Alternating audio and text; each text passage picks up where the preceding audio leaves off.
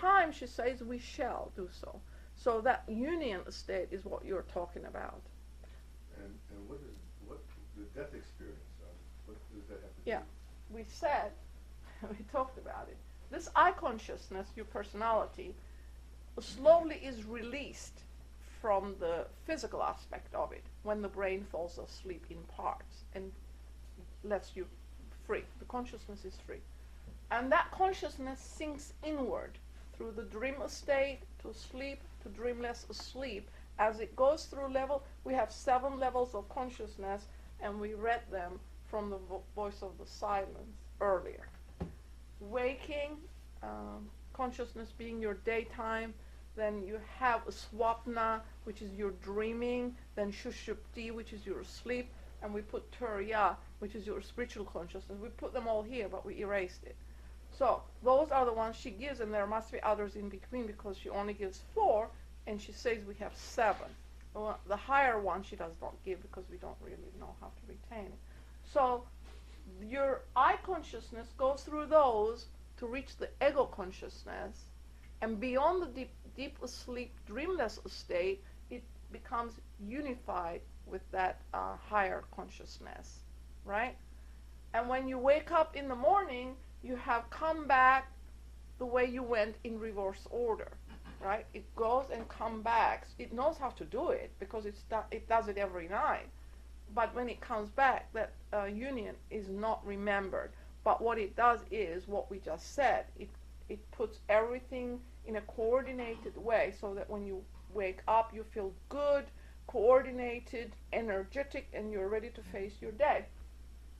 In death, this I and the ego consciousness is split, and it is not put together again. So like for 1500 years or so, 1200 years, you go to assimilate.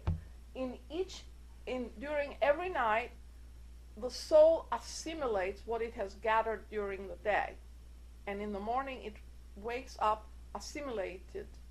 The life forces, it assimilates information and knowledge in conjunction with this higher ego. In the end of the life period that we call death, the split occurs. In this case, the assimilation is of the whole 100 years that you have lived on Earth, average. It goes from anywhere 50 to 100, average being 75. But that is what you assimilate in that state, which is called death, which is not really death. It's an assimilation process. And at the end of that assimilation, you come back. If you had spiritual tendencies in you, it keeps you in that spiritual level called Devakan. But if you didn't have it and you were all here, intellectual, and no spiritual in you, then you will come back much shorter. Sometimes it incarnates immediately, the Sutratman. 25 years. Sutratman. Yes. Does that help you?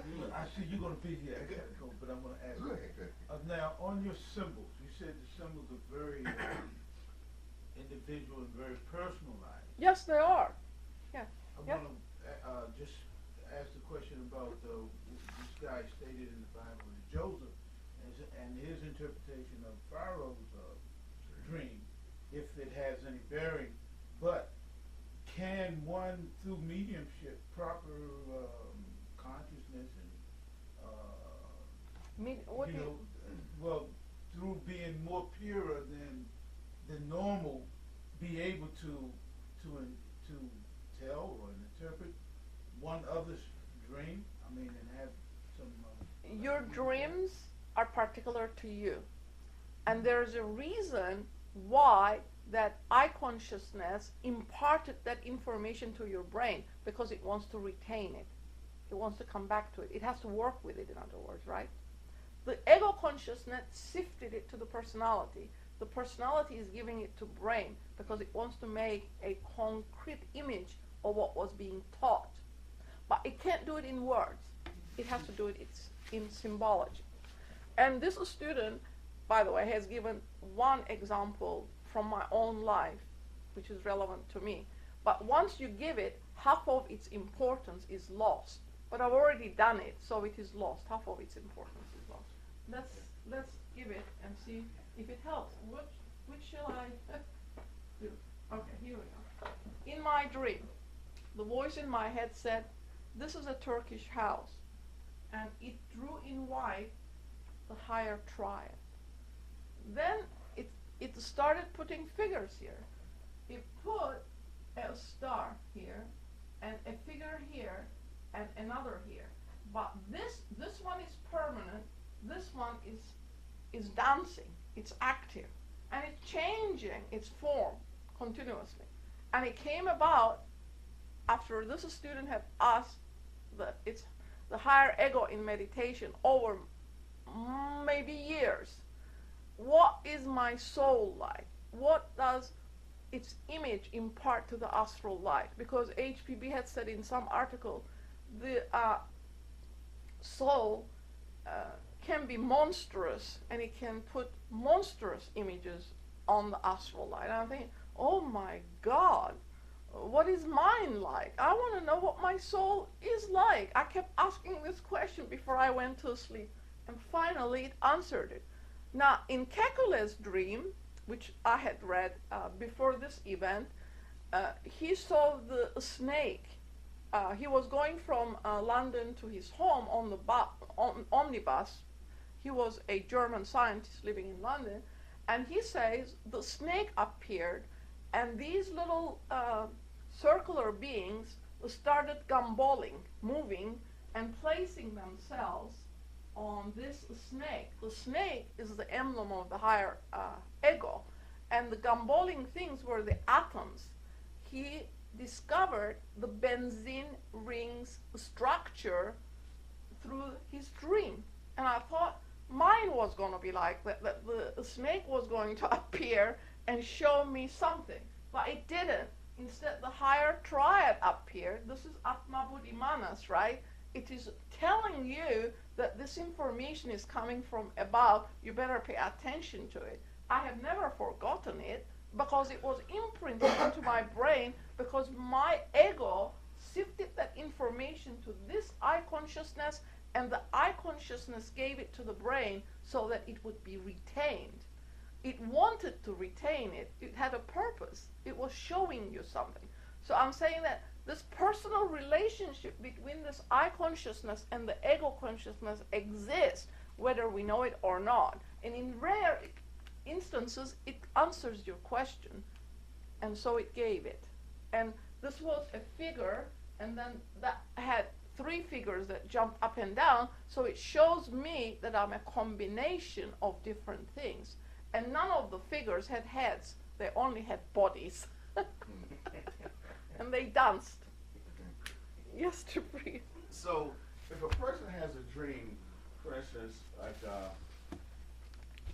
I'm over, let's say, your house having dinner last night, you know, and I'm just, and I remember that dream. It's so clearly that I'm sitting down and we're having a conversation. Okay, my body is not there, but especially when you're dreaming of another person, and it's so vivid, so clear. Is that your ego is sitting down, meeting somewhere on the astral plane with another ego? I mean, with that person's ego, or is that just fanciful thought that you are projecting, and some kind of way you creating that scene? Is it, you know, is it the 2 egos, if they're in symphony, they can think about one another and contact one another, but the person who's just doing this dream and see this vivid dream and can remember parts of it, that I dreamt about you last night, that kind of thing. Yeah. And we had a good time. Look at the sign over there. The ego will tell you where it's coming from. If it is from the ego, it will show you in some way that it is from the ego. So the part I'm saying, are understand both what you're egos saying. meeting together on the outer body while they're asleep? What about the automatic activity of your brain that got impressed with that dinner last night while you were actually there? And the automatic activity brain affecting the eye consciousness. But if you didn't have the dinner, suppose it came about in the dream, you know, it didn't, the automatic, okay, that's a percentage, okay? But let's say if we were over at your house last night, Mm-hmm. okay, and no, that's in the dream. Let's say we didn't have that dream, but in the dream that occurred, that we were sitting at your house having a good time. Said, well, I was dreaming about you last night, something like that. But where does that activity fall? Does it fall in here, or does it fall over there? Well, it depends. I would think that if it's a good, true, clean, positive purpose and stuff like that, it's, especially if you're around knowing people of like mind, it would fall on the positive side. If it's all that other stuff, then it's coming from out. It's personal, isn't it? Well, yeah, the whole dream, Yeah. personal. So it is definitely from the lower aspects of your being, is what I'm getting at. Even though it is positive, it is still from the lower aspect of your being it is coming from. These kinds of dreams that come from here have a specific purpose. What did we say? That the ego uses its energy purposefully. Is it not up here? Yeah, on the last slide, Purposeful. right? I put it here. That's how you can tell. It is imparting to you something that you need to know. It is purposeful. And that's how you can tell. And, yes, I'll come to you exactly in a minute. You can think about this dream for a very long time, but there are other symbols that I looked at for like 10 years, and I'm thinking, what on earth was that? One day I was looking on a chart of the stars, and the sign appeared, and it was how I figured out what it meant. So it does not come to you very easily, the ones that come from your higher consciousness, because it has a particular purposeful reason. It's trying to teach you through that message, and you don't come to it that very easily because you don't know what it really means. Yes, Veer, you had a question. The ego with the triad symbol, Yes. would that, is Yeah. that equal? Yeah, That's it's the same thing. the ego is Atma Buddhi Manas, it's the red. This is Atma, this is Buddhi, and this is Manas. That's your higher triad, which represents that ego consciousness. Yeah, And your the higher self. The I consciousness is the lower self, Personality. personality. Yeah, lower self. Yeah. So you can tell. You can really tell. And he gives two other examples, which I thought were very interesting. I wrote them somewhere. Before you do that, let me ask Yeah. you a question.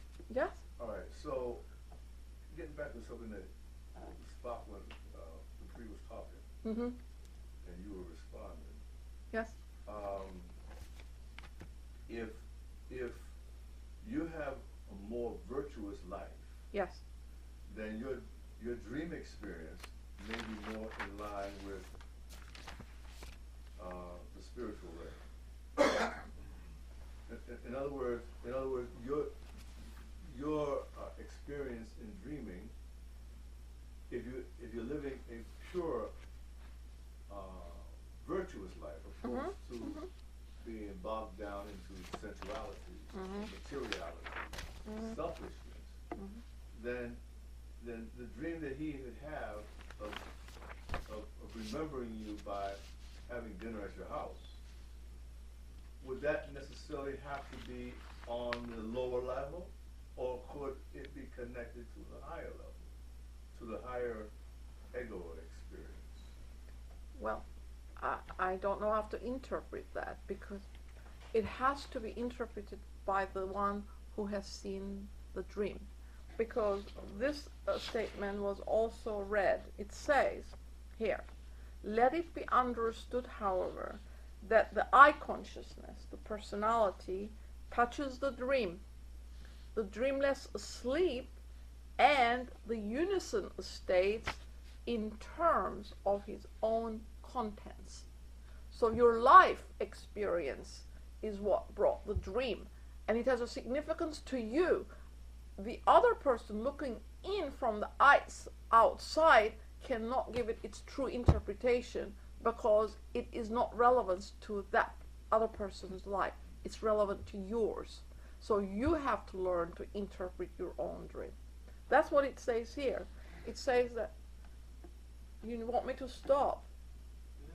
Hmm? Finish up.